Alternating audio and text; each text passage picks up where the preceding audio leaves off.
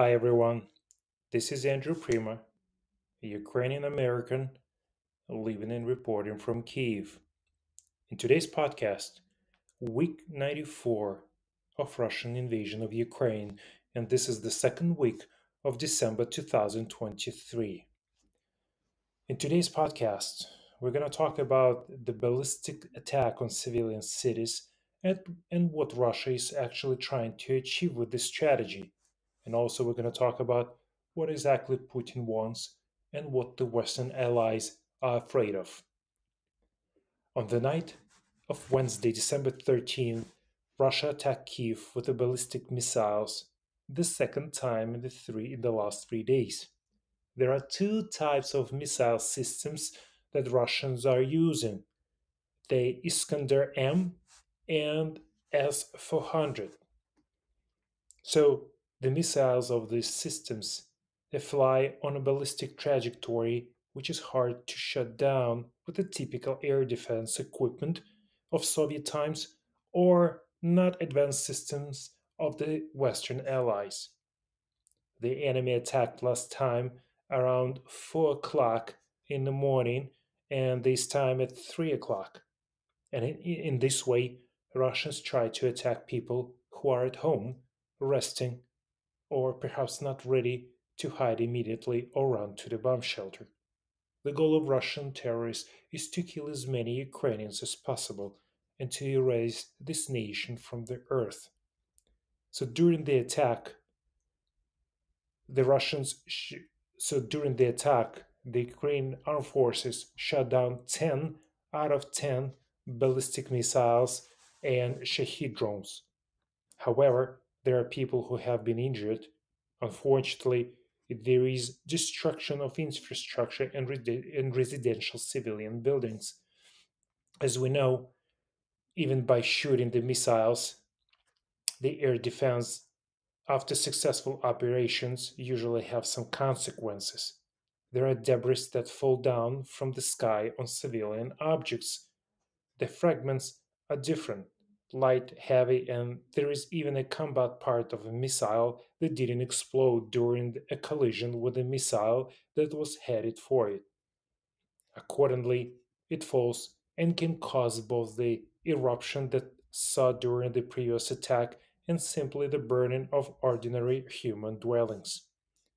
Therefore, even if you are confident in the successful work of our Ukraine air defense forces, you should still understand there is still a huge threat to the human life.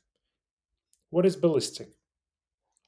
There is a launch of the rocket. It flies up to a target of 200 kilometers on the ground and in the air even more. It makes an arc.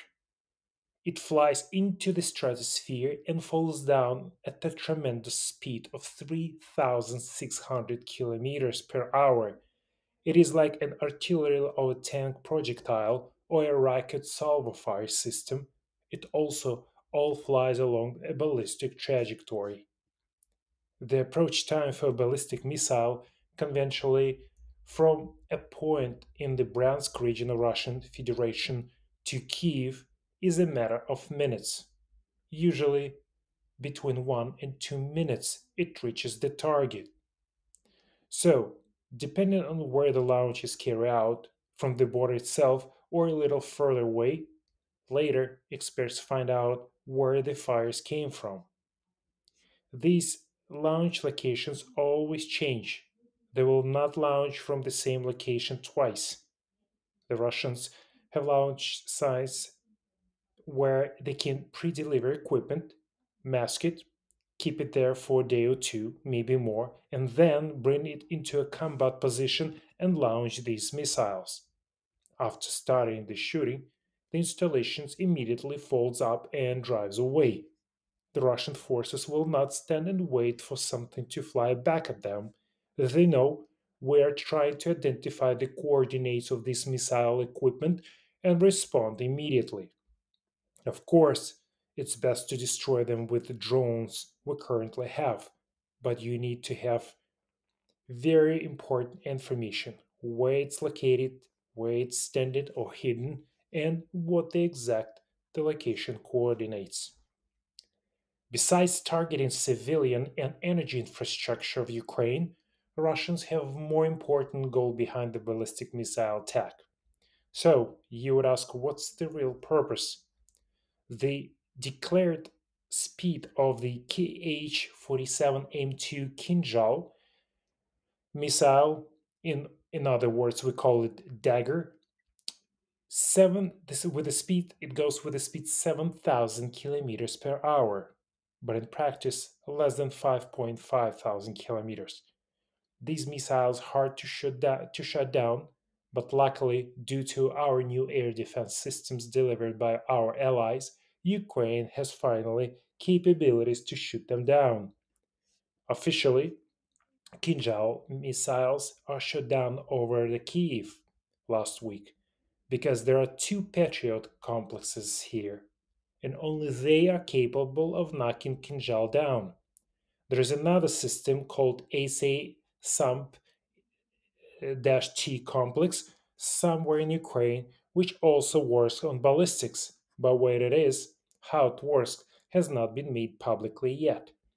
This is a Franco Italian complex, and for now, apparently, it is undergoing combat tests, and the Allies prefer not to make information about it publicly. The effectiveness from this point of view of the occupiers of the latest airstrikes by Dagger missiles on Kiev is nothing to analyze. It was 100% defeat.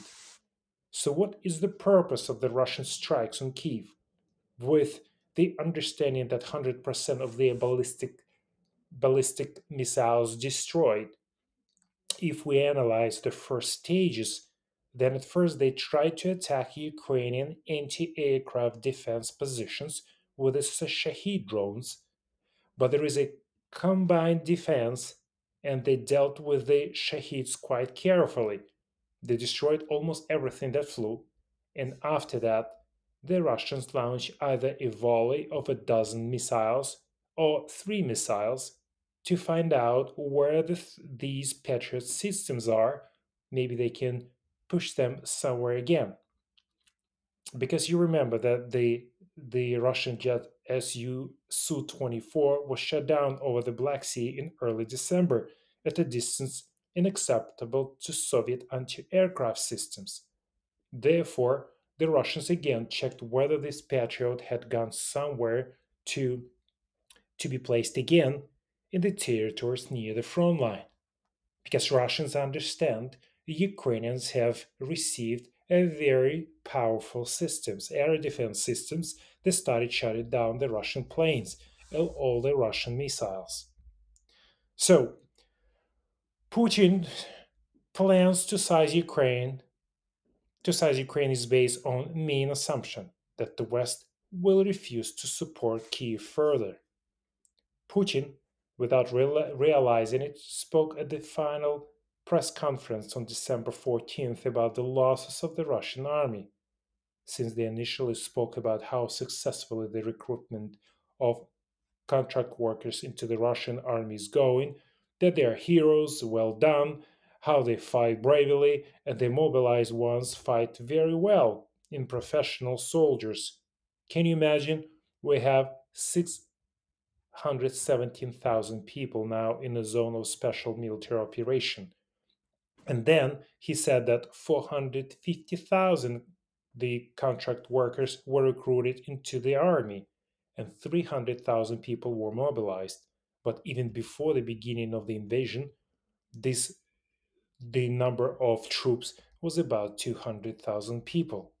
Altogether, almost a million of Russian people involved in the invasion of Ukraine. So, there was a million people in total, but it became a little over 600,000. So, what happened to these 400,000 disappeared or killed or wounded people? And this is an official statement by Putin personally, made live, that is wasn't intended by someone there or mixed up with the numbers. There are now, in general, two exits from the Russian army. And as we know, that not all the Russians want to go to the war to the war in Ukraine is simply die for $2,000 or $3,000 salary. So there's a two-way to escape from the Russian army. The first basically is in a black bag, straight to the cemetery, and the second option is due to severe injury or disability received at the front lines. According to the German intelligence sources, the Vladimir Putin is ready to fight at least till 2026, and he's ready to lose exactly 100,000 people a year. That is, in the year 2022, they lost 100,000. In the second year, or 2023, another 100,000. And they write that basically they're ready to fight by 2026. So basically, Putin is easily ready to lose half million people easily. By 2026, he plans to seize most of Zaporizhia region, Dnipropetrovsk, Kharkov regions, in particular the regional centers that is Kharkiv, Dnipro, and Zaporizhia. Putin believes that such a result of hostilities will be possible mainly thanks to Trump, because Trump will stop providing aid to Ukraine as well as reducing support for Ukraine in Europe, saying to his allies in Europe, such as Viktor Orban in Hungary and Fico in Slovakia. And such characters, thanks to such characters, Putin believes that he can do it all. In addition, according to Bild magazine, he's going to demonstrate to the whole world his desire to conclude some kind of truce, while simultaneously capturing more and more territories and introducing more and more troops into the battle. You would ask, why does he do this? He wants the West to believe him, to believe in his desire for peace, and accuse Ukraine of not wanting to enter into negotiations. The main thing for Putin is to fight, but at the same time accuse Ukraine of not wanting to reach the peace or to reach the truth. Actually, Putin's plan is, according to the German publication, by the end of the next year, to establish full control over the Donetsk, Lugansk regions and to reach the Skol River in the Kharkiv region.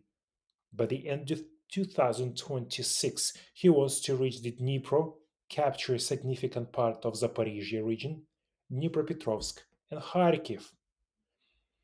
In, Interestingly, Putin doesn't plan to advance in the Kherson direction, according to this information, and he wants to maintain the desire along the Dnipro River without advancing to the right bank of the Kherson region or further to Odessa.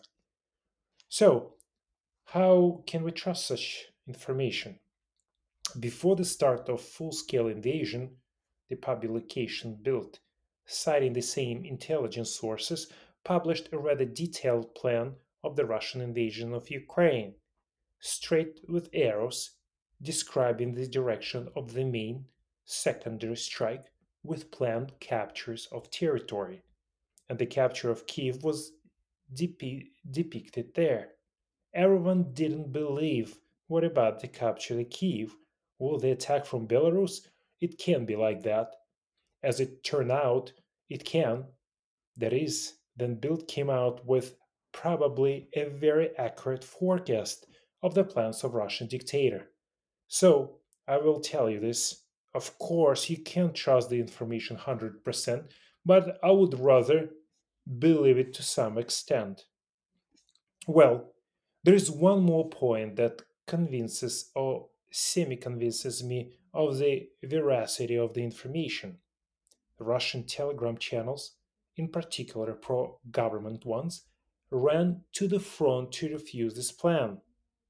Moreover, the refutation was rolled out in sufficient detail, in detail and allegedly based on Ukrainian data. They wrote, Russian military experts tend to agree with the opinion of the Ukrainian side that Russia is not preparing a military plan for the special operation for 2025 and beyond. That is, they say, we're not preparing a plan. We agree with Ukrainians who believe that Russia is not preparing for such plans.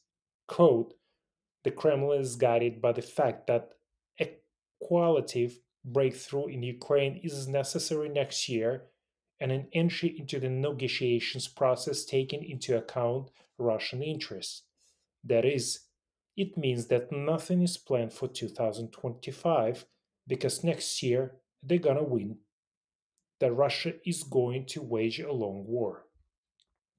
They write that the Kremlin will actively use war fatigue to influence the American election campaign and European countries as well.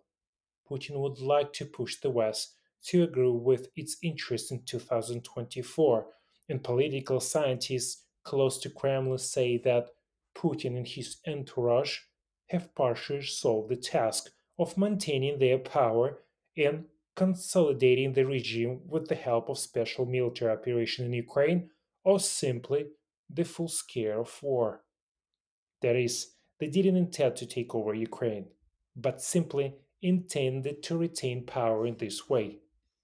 As it seems to me, there are refutations from the Russian telegram channels indicate that the swaying of this thesis about the pacifism of Putin has already begun. This, it seems to me, indicates that the plan published by Bild newspaper is might be true or correct correct to some extent. Unfortunately, there are people in Ukraine and in the West who started talking about giving Putin the territories in return for peace. They say that Putin take away the destroyed Donbass and the land corridor to Crimea and Ukraine will get peace. Here, say I want to say following. There is a problem that Putin doesn't need Bakhmut, Tokmak, Volnovakha, or all kinds of other cities in the Donbass and Azov region for nothing. The minimum that interests and suits him is the entire left bank, Ukraine, plus the government in Kiev that will be loyal to Kremlin. If you listen to such people and give Putin the Azov region, give him the Donbass, he will like it extensively or a sign of the weakness of Ukraine and the West, and as an invitation to increase military pressure, to advance further, to fight further. No amount of security guarantees that the West can supposedly provide to Ukraine that will stop Putin. He sees that now Europeans and Americans cannot even agree on allocating money to Ukraine. Therefore, he perfectly understands that neither Europe nor America wants to send their soldiers to fight for Ukraine. They will not honor any guarantees. Everyone remembers what happened with the Budapest Memorandum. The same thing will happen with these guarantees as well. Therefore, talks about peace in exchange for territory is very harmful. They undermine the fighting spirit and determination to fight in the Ukrainian army. For Putin, the capture of Ukraine is not just some geopolitical project, it is the business of his whole life, the most important goal that he set for himself. He spoke about it many times, he wrote articles about it, read huge lectures that Ukraine doesn't exist, that is part of Russia, which is one people. And he told, by the way, during the direct line of his how exactly he's going to do that and how he's going to accomplish his goals. He believes that if he does this, then success will surely come given the weakness of the West and the West's reluctance to fight, and he will go to the goal, to the destruction of Ukraine, and he will never stop until he reaches his dreams or his goals. So, what is the West afraid of? Why they do not want Russia to lose either?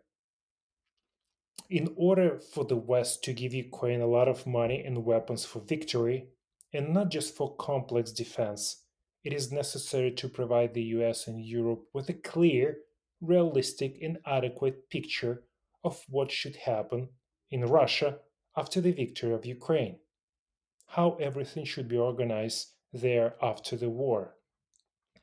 As long as there are no proposals on this topic, that suit the West, Europeans, and Americans will act very cautiously so that Russia doesn't accidentally lose and collapse into nuclear armed gang formations or military units.